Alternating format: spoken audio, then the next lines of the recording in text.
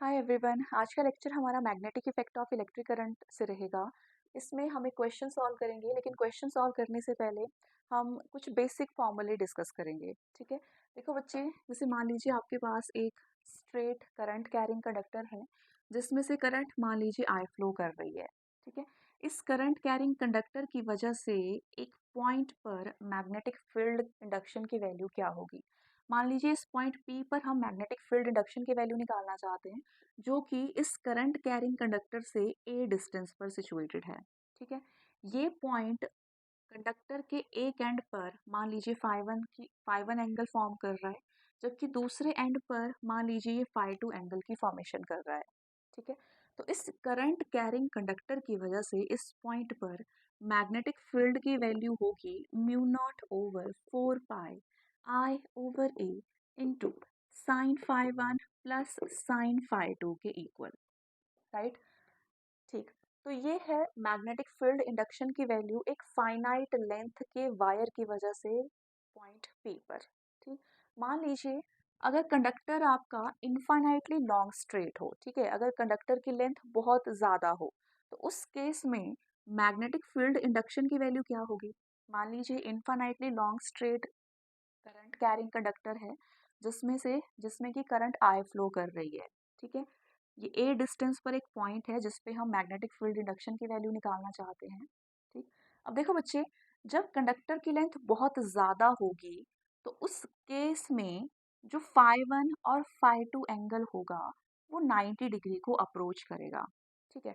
अगर बहुत ज़्यादा लेंथ होगी तो फाई 1 और फाई 2 ये 90 डिग्री के इक्वल हो जाएंगे। ठीक है। अब 90 डिग्री के इक्वल है, तो मैग्नेटिक फील्ड इंडक्शन की वैल्यू क्या होगी mu 0/4 pi I over A into sine 90 plus sine 90 के equal. Sine 90 is 1, sine 90 is 1, तो ये बन जाएगा 2 और बाकी टर्म्स एज इट इज रहेंगी mu 0/4 pi A into I. तो ये है मैग्नेटिक फील्ड इंडक्शन की वैल्यू एक इनफाइनाइटली लॉन्ग स्ट्रेट कंडक्टर की वजह से। ठीक है। और ये है मैग्नेटिक फील्ड इंडक्शन की वैल्यू एक फाइनाइट लेंथ के वायर की वजह से। अब आते हैं क्वेश्चन पे। क्वेश्चन में आपके पास गिवन है two parallel wires P and Q placed at a separation of R is equals to 6 centimeter carry electric current I1 is equals to 5 ampere and I2 is equals to 2 ampere in opposite direction. Find the point on the line PQ where the resultant magnetic field is zero. ठीक है, यहाँ पे directions की जरूरत पड़ेगी, तो आप direction से देखिए। इस पॉइंट पर इस करंट कैरिंग कंडक्टर की वजह से जो मैग्नेटिक फील्ड लाइंस प्रोड्यूस होंगी, उनकी डायरेक्शन क्या होंगी। ठीक है। अब देखो बेटा, डायरेक्शन बताने के लिए हम थंब को अलाइन कर देंगे जिस डायरेक्शन में करंट फ्लो हो रही है, और जो पाम है, पाम, ठीक है, पाम बताएगा मैग्नेटिक फील्ड इंडक्शन की डायरेक्शन। यानी कि पाम मेरी पॉइंट P पे इस तरह से अलाइन हो रही है, जबकि करंट करंट के अलोंग मैंने अपने थंब को अलाइन कर रखा है, तो पाम बताएगी मैग्नेटिक फील्ड इंडक्शन की डायरेक्शन। ठीक है। पाम की डायरेक्शन इनवर्ड है, यानी कि इस करंट कैरिंग कंडक्टर की वजह से इस पॉइंट पर मैग्नेटिक फील्ड इंडक्शन की डायरेक्शन होगी इनवर्ड। ठीक है। इनवर्ड को मैं क्रॉस से शो कर रही हूँ। अब आते हैं अपने क्वेश्चन पे। क्वेश्चन में आपके पास दो इनफाइनाइटली लॉन्ग स्ट्रेट कंडक्टर दे रखे हैं। ठीक है। फर्स्ट में इनवर्ड डायरेक्शन में करंट फ्लो कर रही है, जबकि सेकंड में आउटवर्ड डायरेक्शन में करंट फ्लो कर रही है। ठीक। दोनों के बीच में डिस्टेंस आर आपके पास गिवन है,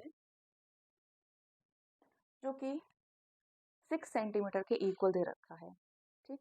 आपसे क्वेश्चन में ये पूछा गया है कि ये फर्स्ट है और बेटा ये सेकंड है। ठीक है। आपसे क्वेश्चन में ये पूछा गया है कि पी क्यू लाइन पे वो पॉइंट कहाँ पे होगा जहाँ पे बी नेट की वैल्यू 0 होगी। यानी कि हमें उस पॉइंट को बताना है, उस पॉइंट की पोजीशन के बारे में बताना है जहाँ पे नेट मैग्नेटिक फील्ड इंडक्शन की वैल्यू 0 होगी। ठीक है। अब देखो बच्चे, मान लीजिए अगर वो पॉइंट इन दो वायर्स के बीच में है। ठीक है। मान लीजिए हमने अपने पॉइंट को यहाँ पे अज्यूम किया, जहाँ पे बी नेट की वैल्यू 0 होगी, मैग्नेटिक फील्ड इंडक्शन की वैल्यू 0 होगी। ठीक है, तो देखो बेटा यहाँ पे इनवर्ड डायरेक्शन में करंट फ्लो कर रही है। ठीक है, तो इनवर्ड डायरेक्शन में करंट फ्लो कर रही है, यानी कि हम थंब को इनवर्ड डायरेक्शन में अलाइन करेंगे। अब पाम की डायरेक्शन बताएगी मैग्नेटिक फील्ड इंडक्शन की वैल्यू। पाम मेरी डाउनवर्ड डायरेक्शन में अलाइन है, यानी कि फर्स्ट कंडक्टर की वजह से इस पॉइंट पर मैग्नेटिक फील्ड की वैल्यू रहेगी डाउनवर्ड डायरेक्शन में, राइट। अब सेकेंड वायर है, सेकेंड कंडक्टर है, सेकेंड कंडक्टर में करंट आउटवर्ड डायरेक्शन में फ्लो कर रही है, राइट। तो आउटवर्ड डायरेक्शन में फ्लो कर रही है, थंब को हम आउटवर्ड डायरेक्शन में अलाइन करेंगे, राइट। अब देखो इस पॉइंट पे हम मैग्नेटिक फील्ड इंडक्शन की वैल्यू निकालना चाहते हैं, तो पाम की डायरेक्शन से मैं मैग्नेटिक फील्ड इंडक्शन की वैल्यू बता सकती हूँ। ठीक है, पाम मेरी डाउनवर्ड डायरेक्शन में अलाइन हो रही है, यानी कि इस दूसरे करंट कैरिंग कंडक्टर की वजह से इस पॉइंट पर मैग्नेटिक फील्ड की डायरेक्शन रहेगी डाउनवर्ड। ठीक है, फर्स्ट कंडक्टर की वजह से इस पॉइंट पर मैग्नेटिक फील्ड की डायरेक्शन डाउनवर्ड थी, सेकंड वायर की वजह से इस पॉइंट पर मैग्नेटिक फील्ड इंडक्शन की वैल्यू भी डाउनवर्ड थी। ठीक है, दोनों वेक्टर क्वांटिटीज हैं, सेम डायरेक्शन में ये अलाइन हो रही है, यानी कि इन दो वायर्स की वजह से इस पॉइंट पर बी नेट की वैल्यू B1 प्लस B2 के इक्वल होगी। ठीक है, यानी कि यहाँ पर बी नेट की वैल्यू 0 नहीं है। ठीक है, इस केस में बी नेट की वैल्यू 0 नहीं है। ठीक है, यहाँ पे इस पॉइंट पे बीच में मैग्नेटिक फील्ड इंडक्शन की वैल्यू कुछ ना कुछ होगी। ठीक, अब यानी कि यहाँ पे इन दोनों के बीच में वो पॉइंट नहीं होगा जहाँ पे बी नेट की वैल्यू 0 है, जहाँ पे मैग्नेटिक फील्ड इंडक्शन की वैल्यू 0 है। ठीक है, तो बेटा मान लीजिए हमने एक पॉइंट को x डिस्टेंस पर अज्यूम किया, हमने कंसीडर किया कि पॉइंट P है जो कि Q डिस्टेंस Q पॉइंट से x डिस्टेंस पर सिचुएटेड है। ठीक है, अब फर्स्ट कंडक्टर की वजह से इस पॉइंट पर मैग्नेटिक फील्ड इंडक्शन की वैल्यू किस तरफ होगी? फर्स्ट कंडक्टर में करंट इनवर्ड डायरेक्शन में फ्लो कर रहा है। ठीक है, तो फर्स्ट कंडक्टर की वजह से इस पॉइंट पर मैग्नेटिक फील्ड इंडक्शन की वैल्यू डाउनवर्ड रहेगी, राइट। जबकि सेकेंड कंडक्टर में करंट का फ्लो आउटवर्ड है। ठीक है, तो सेकेंड कंडक्टर की वजह से इस पॉइंट पर मैग्नेटिक फील्ड इंडक्शन की वैल्यू अपवर्ड रहेगी, तो B2 की वैल्यू रहेगी अपवर्ड डायरेक्शन में। ठीक है, अब देखो बच्चे यहाँ पे 5 एम्पियर का करंट फ्लो कर रहा है, जबकि यहाँ पे 2 एम्पियर का करंट फ्लो कर रहा है, राइट। अब देखो अगर B1 और B2 की वैल्यू इक्वल और अपोजिट होगी, तो उस केस में पॉइंट P पर B नेट की वैल्यू रहेगी 0, राइट। अब देखो बच्चे B नेट होगा 0 if B1 is equals to B2। First की वजह से यहाँ पे डाउनवर्ड डायरेक्शन में रहेगी मैग्नेटिक फील्ड इंडक्शन की वैल्यू। ठीक है, अब ये जो पॉइंट है फर्स्ट वायर से दूर प्रेजेंट है। ठीक है, और यहाँ पे देखो करंट की वैल्यू ज़्यादा दे रखी है 5 एम्पियर, यानी कि इसका इन्फ्लुएंस इस पॉइंट पे थोड़ा कम होगा, राइट।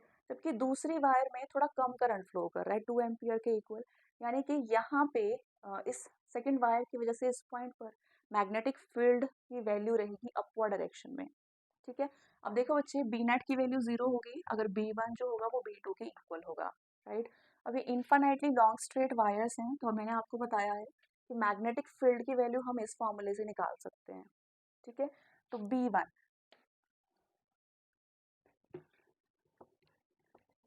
अब देखो बच्चे फर्स्ट कंडक्टर की वजह से हम इस पॉइंट पे मैग्नेटिक फील्ड इंडक्शन की वैल्यू निकालेंगे, राइट।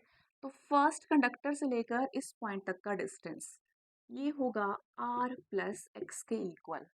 ठीक है, और फॉर्मूला क्या होता है? Mu not over 4 pi I over A into sine phi one plus sine phi two के इक्वल, राइट।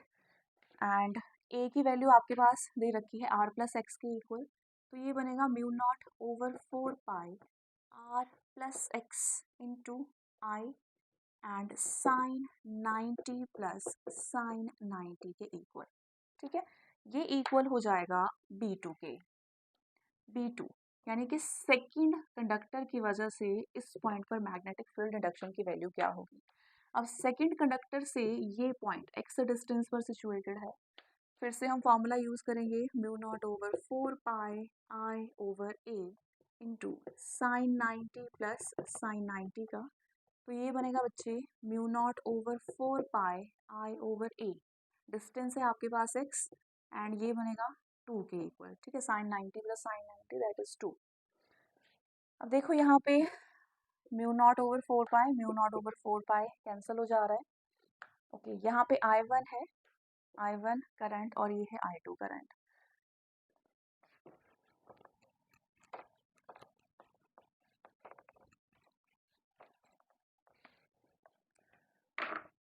अब देखो बच्चे यहाँ पे I1 है, I1 divided by R plus X into 2 is equals to I2 over x into 2।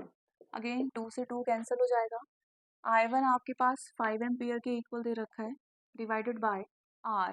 R आपके पास given है 6 सेंटीमीटर के equal plus x is equals to I2।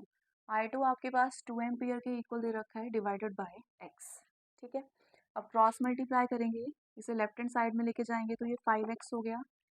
2 into 6 plus x, इसे हम राइट हैंड साइड में इस तरह से शिफ्ट कर देंगे तो ये बनेगा 5x प्लस 12 प्लस सॉरी यहाँ पे इक्वल रहेगा is equals to 12 plus 2x।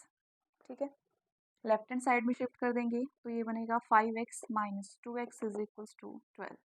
तो ये बना बेटा 3x is equals to 12 and x is equals to 12 by 3 that is x is equals to 4 centimetre. यानी कि Q कंडक्टर से 4 सेंटीमीटर पर, ठीक है, 4 सेंटीमीटर पर वो पॉइंट प्रेजेंट होगा जहाँ पे नेट मैग्नेटिक फील्ड इंडक्शन की वैल्यू होगी 0। ठीक है, इस पॉइंट पर नेट मैग्नेटिक फील्ड इंडक्शन की वैल्यू रहेगी 0।